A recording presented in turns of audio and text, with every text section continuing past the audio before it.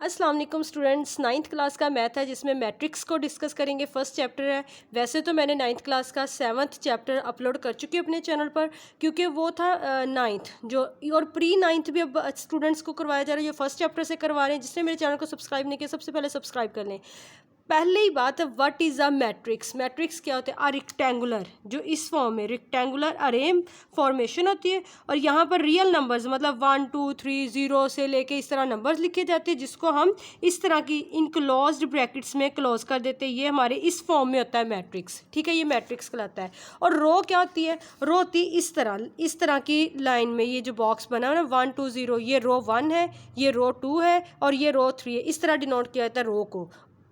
और कॉलम इस तरह लंबाई में होता है, और इसे C1 C2 C3 इस तरह ये कॉलम को नोट किया जाता है।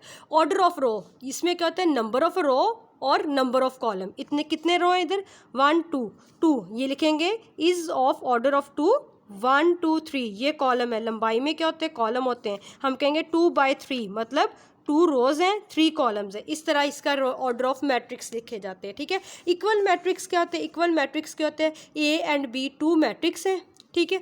A is said to be equal B के, ये तब बी के इक्वल होगा। इसे पर लिखने का तरीका ये डिनोट इस तरह किया था, A equal to B if and only if. कब? Order of A and order of B equal होंगे, मतलब रोज, नंबर ऑफ रोज और नंबर ऑफ कॉलम्स इक्वल होंगे एक दूसरे के। देखें 1 रो 1 2 रो, 1 रो 2 रो, 1 2 2 कॉलम 2 रोज, मतलब order of row order of column इसमें क्या है? सेम है। तो इंट्रीज भी इनकी सेम और क्रॉस पेंडिंग इंट्रीज। ये देखिए ये 1 है तो 1 वहीं 1 सेम है। यहाँ 3 है तो 2 + 1 3 हो जाएगा। -4 है तो -4 सेम है। 2 है तो 4 में से -2 करेंगे तो 2 ये सेम है। इस तरह ये हो गया इक्वल मैट्रिक्स। और वो इक्वल थे। ये देखिए ये P है, इसमें क्या है? नंबर ऑफ रोज कितनी है? 1 एंड 2। इस तरह रोज होती हैं। कॉलम किस तरह होती है? इस तरह 1 एंड 2। इसमें 2/2 का है। यहाँ पर नंबर ऑफ रोज तो 2 है, लेकिन कॉलम कितने? 1 2 3। तो ये क्या है? इक्वल नहीं है। और ना ही इनकी एंट्रीज सेम है, सिर्फ इनकी 2 2 3 -1 2, लेकिन इधर एक कॉलम ज़्यादा, इधर एक कॉलम कम है, तो इसलिए ये इक्वल नहीं है। अब इसकी एक्सरसाइज 1.1 स्टार्ट होगी। बाकी जो डेफिनेशंस है, जिस तरह एक्सरसाइज स्टार्ट होगी उसकी स्टार्टिंग में हम करेंगे। यहाँ पर हमने क्या बताना? Find the order of the following matrix. Order मतलब कितनी रोज और कितने कॉलम्स। आपको बताया था इस तरह रोज होती हैं और इस तरह लंबाई में कॉलम होते हैं। ये क्या है? 2/2 का है। एक है हमारे पास 2/2 का। एक्सरसाइज है 1.1, इसमें हमने क्या बताना है? ऑर्डर्स बताने इस मैट्रिक्स के। अब क्या है? इसको किस तरह लिख देंगे? ऑर्डर ऑफ ए, क्या मैंने बताया था? ये रो इस तरह होती है, R1 एंड R2। कितनी रो है? 1 एंड 2। कॉलम इस तरह लंबाई में होते हैं, C1 C2। हम लिखेंगे ऑर्डर ऑफ ए क्या है? इज 2/2, मतलब इसका क्या मतलब? 2 रोज एंड 2 कॉलम्स। इधर क्या है? रो 1 एंड रो 2। इस तरह रो होती हैं, C1 C2, ये कॉलम्स होते हैं। ये भी क्या है? Order of B is 2/2। Okay, पहले रोज लिखते हैं फिर कॉलम्स। अब यहाँ पर देखें ये क्या है? ये क्या है? R1 रो क्या है? इसमें एक है। कॉलम कितने? 1 C2, कॉलम को C से। यहाँ पर लिखेंगे हम ऑर्डर ऑफ C1, पहले रो 1/2, इस तरह बताने इसके। अब यहाँ पर देखो ये क्या है? R1, 0 क्या है? R2, 6 क्या है? R3, और कॉलम कितने हैं? C1, मतलब एक कॉलम हम लिखेंगे ऑर्डर ऑफ डी। अब ऑर्डर ऑफ डी किस तरह है? 1 2 3, 3 रोज 3/, के साथ ना आप ये इतनी डैश भी लगा देना, ऐसे करके डैश लगा देनी, ठीक है। 3/1 मतलब 1 कॉलम। इधर कितनी रोज है? R1 R2 R3 और C1 C2, मतलब 2 कॉलम्स है 3 रोज है। 3/2, पहले रोज फिर 2 क्या है? कॉलम्स। इसमें कितने? 1 रो है और 1 ही कॉलम है। इसमें लिखेंगे 1/1, ठीक है, 1/1। बस इस तरह ही बताना है, कुछ काम डिफ़िकल्ट नहीं है, ईजी है। अब जी में देखें ये क्या है? पूरी रो R1, ये रो R2 और ये 3 रो R3, ठीक है जी की। और ये क्या है? C1 कॉलम, C2 को कॉलम 2 एंड कॉलम 3। ये क्या है? 3/3 का है। 3 रोज़ हैं और 3 ही कॉलम है इसमें। अब एज का देख लो, इसमें क्या है? A1 रो 2 रो, ठीक है, कॉलम 1, कॉलम 2, कॉलम 3, इसमें क्या है 2/3 का है, क्या 2 रोज़ हैं 3 कॉलम्स है, बस इसमें यही चीज़ बतानी है हमने। इसका क्वेश्चन नंबर 2 है which of the following matrices are equal. Equal का मतलब ये होता है ना कि अगर ए है तो कोई इसमें से देखना है इन सब मैट्रिसेस में इसके तरह का कौन है जिसकी रो भी एक हो और कॉलम भी एक हो और 3 हो उसका भी। अब देखो यहाँ पर 3 है, ये 3 5 है, ये सी क्या है 5 में से -2 करें तो 3, it's mean A is equal to 3 and C is equal to 3, तो ये क्या है इक्वल, हम लिखेंगे A is equal to C इस तरह।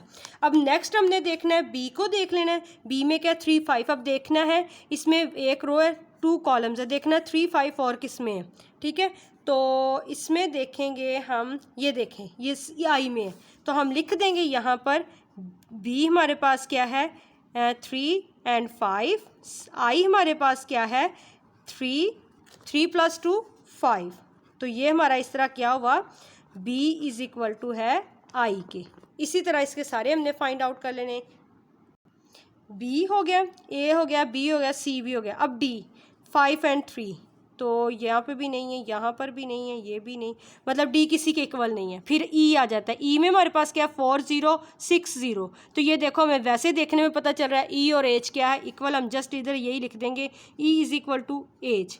हमने यही देखना है ना, आपको क्वेश्चन दिया होगा कि कौन सा इक्वल है तो ये आपको पता चल गया, ठीक है, ये MCQ टाइप आता है। e और h भी हो गया। अब हमने देखना है f में क्या है हमारे पास 2 और 6, तो यहाँ पर g में देखें f तो हमारे पास क्या है इज़ इक्वल टू 2 एंड 6, और g हमारे पास क्या है, जब 3 में से -1 करेंगे 2, 3 में प्लस करेंगे 3 तो 6, तो ये इस तरह लिख देंगे f इज़ इक्वल टू है g, ठीक है, और f और g भी हो गया। अब पीछे रह गया i भी हो गया था, j जो कि किसी के भी इक्वल नहीं है, तो ये हमारा सॉल्व हो गया। हमने वही बताने थे ना, उसने क्या कहा था क्वेश्चन में which of the following are equal, तो जो इक्वल थे वो हमने बता दिए विद रीज़न, रीज़न से मुराद जो सॉल्व करने वाले थे उसे सॉल्व करके बताया है। अब एक्सरसाइज 1.1 का क्वेश्चन नंबर 3 है जो कि लास्ट क्वेश्चन है। ये इस तरह उसने कहा find the value of A B C and D which satisfy the matrix equation. इस इक्वेशन सॉल्व करने का एक तरीका होता है, हम सोल्यूशन लिख देंगे। अब ये देखो a + c, यहाँ पर लिखेंगे a + c, ये फर्स्ट एलिमेंट फर्स्ट टर्म है ना मैट्रिक्स की, तो यहाँ पर फर्स्ट क्या है 0, तो इसको 0 के इक्वल रखेंगे, मतलब इसको क्रॉस पेंडिंग एलिमेंट्स इंट्रीज एक दूसरे के इक्वल होंगी। ये पहली है तो ये पहली के इक्वल होगी, ये वाला दूसरा ना a + b, तो ये सेकंड पोजीशन पे है ना, मतलब फर्स्ट रो की सेकंड पोजीशन है ना, तो ये फर्स्ट रो की -7 इज़ इक्वल टू -7, जहाँ का ये एलिमेंट है इसको इक्वल उसी जगह के एलिमेंट के इक्वल रखना है, ठीक है। अब इसी तरह c - 1 तो इक्वल किसके होगा 3 के, ठीक है। इसी तरह 4d - 6 किसके इक्वल होगा इज इक्वल टू होगा 2d के। अब इन्हें इक्वेशंस का नाम दे देते हैं, ये 1 होगी, ये इक्वेशन 2, ये इक्वेशन 3, ये इक्वेशन 4। अब हम क्या करेंगे, हम करेंगे बाय इक्वेशन 3, बाय इक्वेशन 3, तो क्या करेंगे c - 1 इज इक्वल टू 3, क्योंकि यहाँ से इजीली 3c की वैल्यू फाइंड आउट कर देंगे। c है, ये -1 जब इक्वल के उस तरफ जाता है तो ये क्या हो जाता है प्लस का 1, तो so we got the value of c is equal to 4। Okay, इस तरह हमने c की वैल्यू फाइंड आउट कर ली। अब हम इधर देखिए, इधर भी केवल d है, ये सॉरी d है 2d, ये देख लें, इधर a है, यहाँ से भी इजीली a और 2b, यहाँ पर लिखने में मिस्टेक हुई है, ठीक है।